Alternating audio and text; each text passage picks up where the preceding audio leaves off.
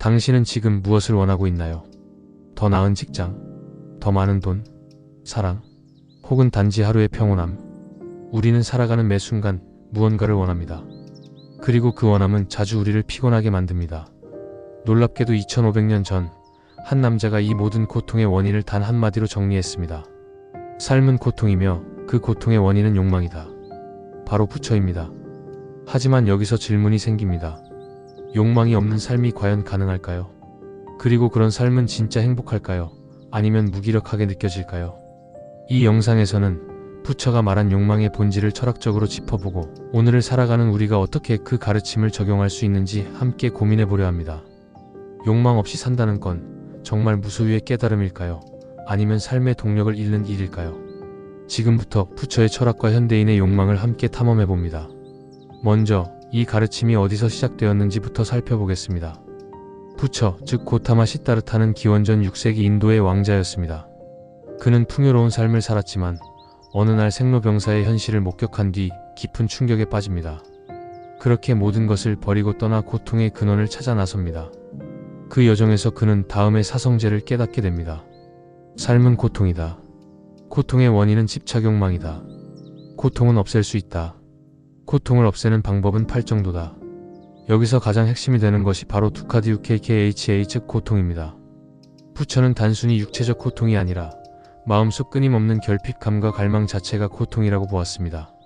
나는 지금보다 더 나아져야 해라는 마음. 지금 이 순간은 충분하지 않아라는 생각. 이것이 바로 인간이 고통받는 이유라는 것이죠. 심리학자들도 이 관점을 받아들입니다. 욕망은 끝이 없고 우리가 뭔가를 얻는 순간 또 다른 욕망이 생긴다고 말하죠. 행복은 욕망의 성취가 아니라 욕망에서 자유로워질 때 온다고 보는 관점입니다. 이 철학은 단순히 무소유를 말하는 것이 아닙니다. 가지지 말자가 아니라 집착하지 말자입니다.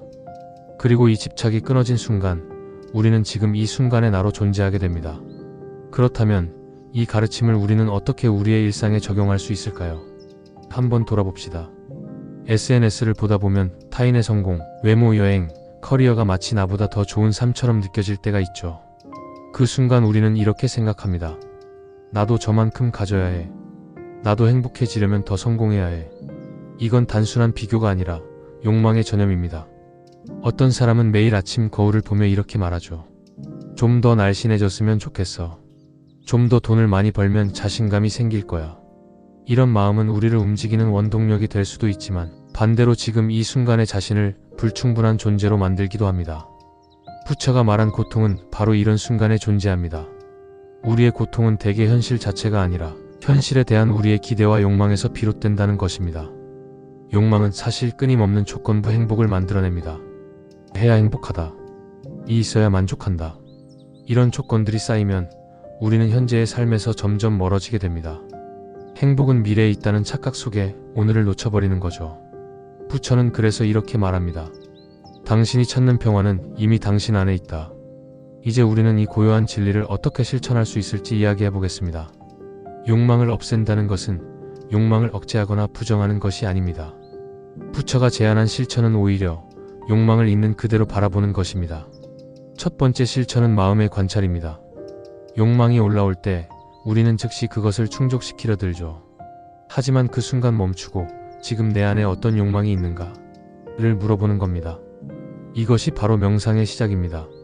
두 번째는 집착을 내려놓는 연습입니다. 무언가를 원해도 그것에 의존하지 않는 법. 예를 들어 사랑을 갈망하더라도 상대의 반응이나 결과에 과도하게 집착하지 않는 것입니다. 원하는 것과 의존하는 것은 다릅니다. 세 번째는 충분함을 기억하는 것입니다. 오늘 아침 숨을 쉬며 눈을 떴다는 사실, 누군가 내 이름을 불러준다는 것, 내가 나로서 살아가고 있다는 것.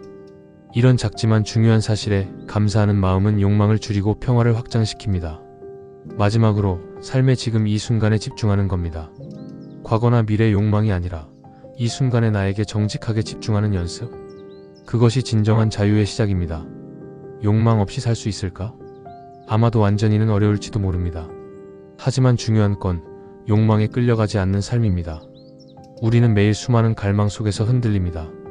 그러나 부처는 말했습니다. 고요 속에 진짜 나가 있다. 우리가 욕망을 넘어설 때 우리는 비로소 자유롭고 평화로운 인간이 됩니다. 당신은 지금 무엇을 갈망하고 있나요? 그 욕망은 당신을 살아있게 만드나요? 아니면 지치게 만드나요?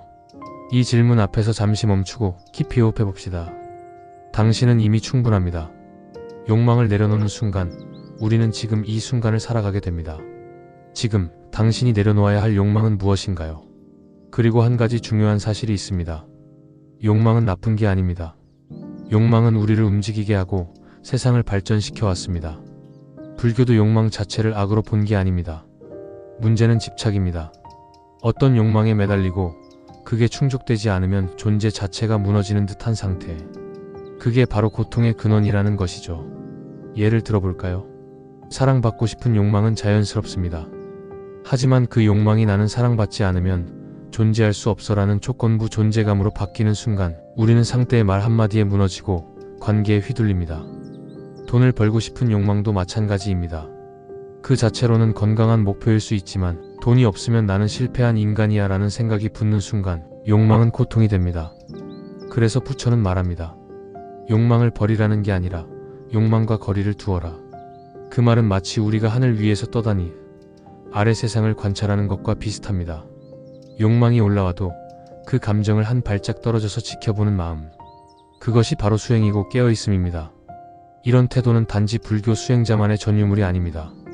명상, 전월쓰기, 걷기 명상, 심호흡 이 모든 것이 욕망과의 거리를 만들어주는 일상 속 도구들입니다. 특히 지금 여기에 집중하는 연습은 욕망이 만들어내는 미래의 결핍 환상에서 벗어나게 합니다. 욕망은 미래를 바라보게 합니다. 지금의 나를 불만족스럽게 만들고 아직 오지 않은 만족을 상상하게 하죠. 그러나 지금 이 순간에 머물면 욕망은 힘을 잃습니다. 당신이 지금 앉아있는 그 자리, 숨쉬고 있는 그 순간이 충분하고 안정적이고 기적이라는 사실을 기억하게 되는 겁니다. 그리고 중요한 것, 우리 모두 완벽하지 않습니다. 때론 욕망에 흔들릴 수 있고 무언가를 너무 갈구하다가 스스로를 잃을 수도 있습니다. 하지만 괜찮습니다. 깨달음이란 단 한 번의 결단이 아니라 매일매일의 작은 선택이니까요. 지금 이 영상을 보고 있다는 것도 당신 안에 이미 깨어있고자 하는 영혼이 있다는 뜻입니다. 그 영혼은 당신이 생각보다 더 강하고 더 지혜롭고 더 자유롭다는 걸 압니다. 당신은 할 수 있습니다. 당신은 지금 이 순간에도 스스로를 바꾸고 있습니다. 자, 오늘의 마지막 질문을 다시 드릴게요. 지금 당신이 가장 집착하고 있는 건 무엇인가요? 그리고 그 집착을 조금만 내려놓는다면 어떤 일이 벌어질까요? 그 답은 당신 안에 있습니다. 우리는 왜 그렇게 쉽게 집착하게 될까요? 그건 어쩌면 우리가 삶을 통제할 수 있다고 착각하기 때문입니다. 우리가 더 많이 가지면, 더 많은 것을 이루면, 더 많은 사랑을 받으면 삶이 완벽해질 거라고 믿는 그 착각. 하지만 부처는 말합니다. 삶은 원래 고통이다. 고통이 이상한 게 아니라 당연한 것이다. 우리가 바꿔야 할 것은 세상이 아니라 그 세상을 바라보는 마음이라는 거죠. 욕망 없는 존재가 과연 있을까요? 사실 부처도 출가하기 전에는 왕자로 살며 세상의 욕망을 누렸습니다. 그가 깨달음을 얻을 수 있었던 건 그 욕망을 직접 살아보고 고통까지 경험했기 때문이었습니다. 그러니 우리 역시 너무 조급해하지 않아도 됩니다. 욕망을 느끼는 자신을 미워하지 않아도 됩니다. 중요한 건 욕망이 올라올 때 내가 지금 무엇을 두려워하고 있는가?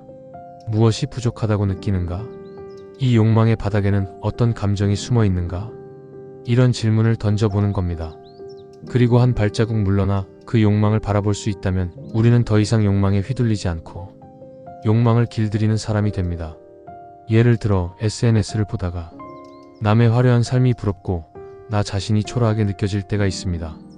그때 멈춰서서 물어보는 겁니다. 나는 지금 무엇이 부족하다고 느끼는가? 그 부족함은 실제로 존재하는가? 아니면 내가 만든 허상인가? 이 질문만으로도 마음은 조금씩 가라앉습니다. 그때 우리는 아주 작은 자유를 경험하게 되죠. 욕망이 전부인 삶과 욕망을 바라보는 삶. 그 사이의 차이는 정말 큽니다. 그리고 이 두 삶 사이에는 단 하나의 연습만 필요합니다. 바로 멈춤입니다. 멈추는 순간 우리는 욕망의 노예가 아니라 욕망과 함께 살 수 있는 주체적인 존재로 다시 태어납니다. 부처가 말했던 해탈, 그건 먼 미래의 경지가 아닐지도 모릅니다. 지금 이 순간에도 당신이 욕망에서 한 걸음 물러나 그것을 있는 그대로 바라보는 깨어있는 시선을 갖는다면 그게 바로 해탈의 시작입니다. 자, 여기까지 함께 해주셔서 감사합니다. 이제는 당신의 차례입니다. 당신은 어떤 욕망과 마주하고 있나요? 그 욕망과 어떤 관계를 맺고 있나요? 그리고 오늘 그 욕망을 어떻게 바라볼 수 있을까요? 이 질문을 마음에 담은 채 하루에 단 3분만이라도 멈춰보세요. 눈을 감고 호흡을 들이쉬고 천천히 내쉬며 자신 안에 있는 조용한 목소리에 귀 기울여 보세요. 거기서부터 진짜 자유는 시작됩니다.